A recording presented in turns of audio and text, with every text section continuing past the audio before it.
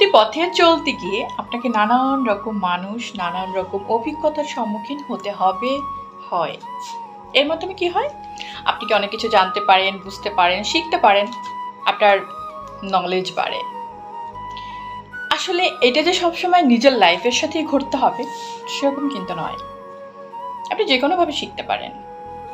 তো আপনি হয়তোবা খুবই সরল, সুন্দর মনে সহজভাবে কাউকে বললেন, এটা করলে ভালো হতে পারে, ওটা করলে ভালো হতে পারে।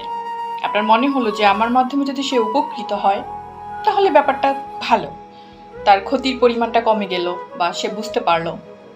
কিন্তু ভাই, এই যে আগ বাড়িয়ে ভালো মানুষই, ভালো কথা বলা, সেই জিনিসটা না আজকাল কেউ নিতে চায় না।